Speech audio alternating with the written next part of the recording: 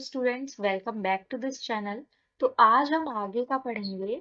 ठीक है, last class में हमने पढ़ा था पार्ट 6 में कि क्या होता है जब एसिड और बेसिस वाटर सॉल्यूशन में आपको देखने को मिलते हैं। ठीक है, वाटर की सॉल्यूशन में आपको देखने को मिलते हैं। तो हमने पढ़ा था कि H पॉजिटिव जो आयन होता है आपका, ठीक है, H पॉजिटिव जो आपका आयन होता है और OH नेगेटिव आपका जो आयन होता है, ये दोनों तभी ब्रेक होते हैं जब वाटर की प्रेजेंस आपको देखने को मिलती है। ठीक है, तो इतना हमने पढ़ लिया था कि H पॉजिटिव आयन और OH नेगेटिव आयन आपको कब देखने को मिलेंगे, जब आपकी वाटर की प्रेजेंस है। ठीक है, वाटर की प्रेजेंस में ही आपको ये क्या देखने को मिलेंगे कि ये दोनों आयंस आपके किस में कन्वर्ट हो जाते हैं, हाइड्रोनियम आयन में कन्वर्ट हो जाते हैं। ठीक है, बिना वाटर की प्रेजेंस के ये सेपरेट नहीं होते हैं। ठीक है, जिस कैटायन से या फिर जिस एनायन से ये अटैच होते हैं। ठीक है, तो आगे हम कंटिन्यू करते हैं। डू यू नो, ठीक है, इसमें क्या बताया गया है कि जितने भी आपके बेसिस हैं, ठीक है, वो वाटर में डिसॉल्व नहीं होते हैं। ठीक है, कुछ बेसिस आपके ऐसे होते हैं जो कि वाटर में डिसॉल्व होते हैं। ठीक है, वाटर में डिसॉल्व होते हैं, जबकि कुछ बेसिस आपके ऐसे होते हैं जो कि वाटर में डिसॉल्व नहीं होते हैं। ठीक है, तो जो वाटर में डिसॉल्व हो जाते हैं उन्हें एक टर्म से बुलाया जाता है, इसको बोलते हैं अल्कलाई बेसिस।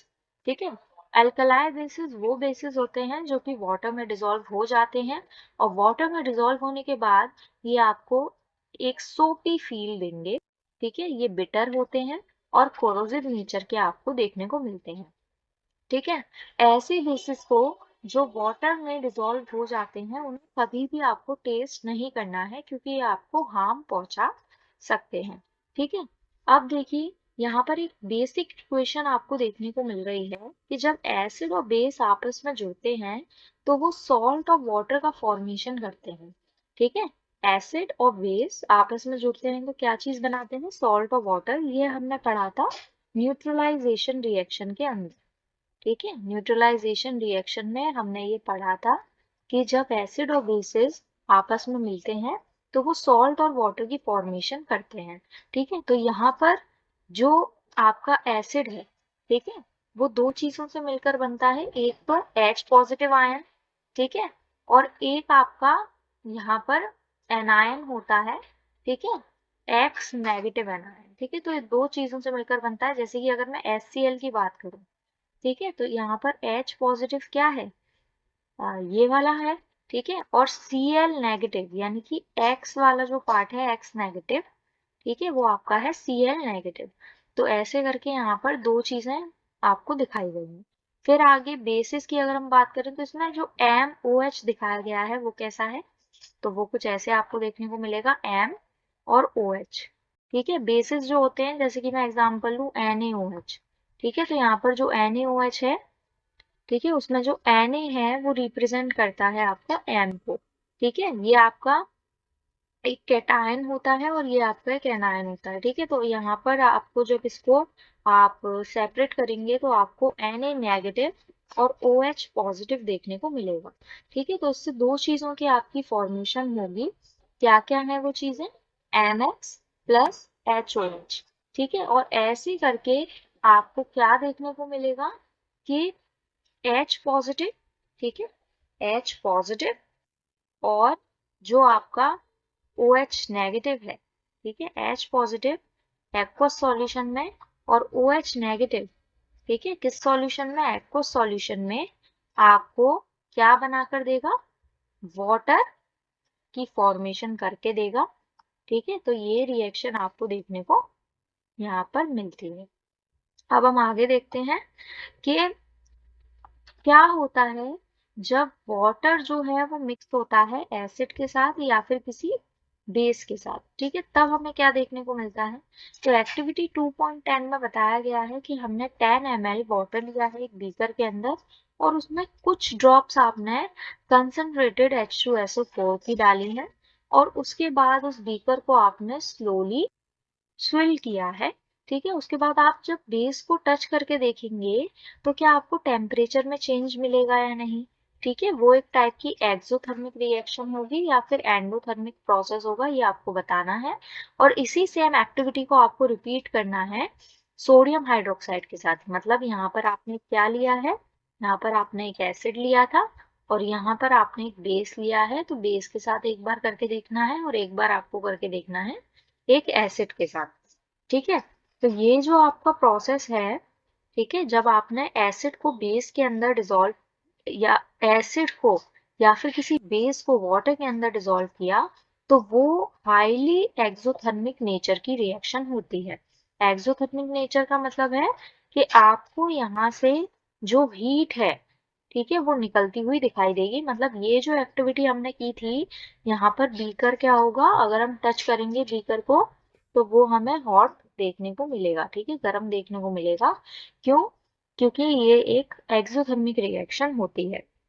ठीक है, तो जब आप इसको मिक्स कर रहे हैं, ठीक है, कंसंट्रेटेड नाइट्रिक एसिड को, ठीक है, या फिर सल्फ्यूरिक एसिड को जब आप मिक्स कर रहे हैं वाटर के साथ, तो वहां पर केयर से उस चीज को आपको करना है। ठीक है, ये जो एसिड है वो आपको स्लोली स्लोली वाटर के अंदर मिक्स करना है। ठीक है, ये आपको ध्यान रखना है कि आपको जब आप किसी भी एसिड को, ठीक है, जब आप किसी एसिड को और वाटर को मिक्स करते हैं, तो आपको ये बात ध्यान रखनी है कि आपके पास बीकर में पहले से क्या प्रेजेंट होना चाहिए, वाटर प्रेजेंट होना चाहिए। यहाँ पर आपको वाटर पहले से प्रेजेंट होना चाहिए और ड्रॉप बाय ड्रॉप आप इसमें क्या मिलाएंगे, एसिड को मिलाएंगे। ठीक है, अगर अदरवाइज अगर आप उल्टा करेंगे तो आपको क्या देखने को मिलेगा कि बीकर जो है वो काफी ज्यादा गर्म हो जाएगा। ठीक है, तो वाटर जो है, और बीकर आपका टूट भी सकता है अगर आप उल्टा रिएक्शन परफॉर्म करेंगे। मतलब अगर आप एसिड ले लें पहले से बीकर में, आपने कोई बीकर लिया उसमें आपने पहले एसिड ले लिया, ठीक है, और बाद में आपने वाटर लिया, तो इससे क्या होगा, पहले एसिड लेने से क्या होगा और ऊपर से वाटर डालने से क्या होगा, ये रिएक्शन काफी ज्यादा हाईली एक्सोथर्मिक हो जाएगी और आपका बीकर जो है वो टूट सकता है।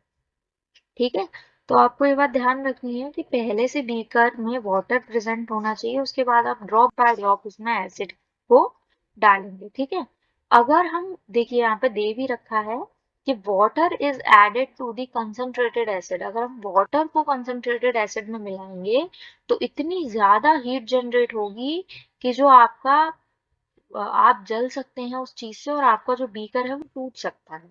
ठीक है, क्योंकि वहां पर जो हीट देखने को मिलेगी वो बहुत ज्यादा आपको देखने को मिलेगी। तो ये आपको ध्यान रखना है कि आप जब भी एसिड और वाटर को मिक्स करें तो पहले से बीकर में आपका वाटर प्रेजेंट होना चाहिए, उसमें आप ड्रॉप बाय ड्रॉप एसिड को डालेंगे। ठीक है, तो एसिड को मिक्स करना, किसी भी एसिड को या फिर बेस को मिक्स करना वाटर के साथ, ठीक है, ये डिक्रीज करता है आपके किस आयन को, कंसंट्रेशन ऑफ आयंस को। यानी कि जो कंसंट्रेशन है आयन की, आप खुद सोचिए कि पहले आपके पास एक एसिड प्रेजेंट था, ठीक है, जिसमें वाटर नहीं था, जिसमें वाटर नहीं था, तो वहां पर जो H पॉजिटिव आयंस थे, ठीक है, उनकी कंसंट्रेशन आपको क्या देखने को मिलेगी, हाई देखने को मिलेगी। ठीक है, वहीं अगर अगर मैं एसिड के साथ वाटर को मिक्स कर दूं तो क्या होगा, एसिड के साथ अगर मैं वाटर को मिक्स कर दूंगी तो मुझे जो H पॉजिटिव आयंस है उसकी कंसंट्रेशन लो देखने को मिलेगी। ये सेम ऐसा है कि आपके पास एक दूध का ग्लास था, उसमें आपने चीनी मिलाई थी, ठीक है, चीनी मिलाई थी, लेकिन आपने क्या किया, दोबारा से उसमें फीका दूध मिला दिया, तो वहां पर जो चीनी की कंसंट्रेशन है वो आपकी कम हो जाएगी। ठीक है, सेम ऐसे ही हमें एसिड और बेसिस में देखने को मिलता है कि उनकी कंसंट्रेशन भी कम हो जाती है जब हम उनको किसके साथ मिक्स करते हैं, वाटर के साथ मिक्स करते हैं। ठीक है, अब आगे देखिए, और इसी प्रोसेस को हम डाइल्यूजन, ठीक है, या फिर डाइल्यूटेड कहते हैं। ठीक है, हम कहते हैं कि वो चीज डाइल्यूट हो गई है और इस प्रोसेस को हम डाइल्यूशन कहते हैं। ठीक है, इस प्रोसेस में क्या होता है, डाइल्यूशन प्रोसेस में जब भी हम किसी एसिड को, ठीक है, जब भी हम किसी एसिड को वाटर के साथ मिक्स करते हैं।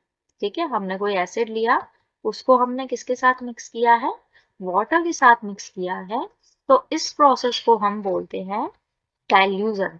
ठीक है, और हम कहेंगे कि जो हमें चीज मिली है, ठीक है, जो हमें एसिड मिला है, वो कैसा एसिड मिला है, वो हमें एसिड मिला है डाइल्यूटेड एसिड। ठीक है, उसको डाइल्यूटेड एसिड कहा जाएगा। तो इस वीडियो में इतना ही। बाकी आगे के टॉपिक जो है वो हम नेक्स्ट वीडियो में कवर करेंगे। Thank you. अगर आपको वीडियो पसंद आ रही हो तो इसे लाइक एंड सब्सक्राइब करें।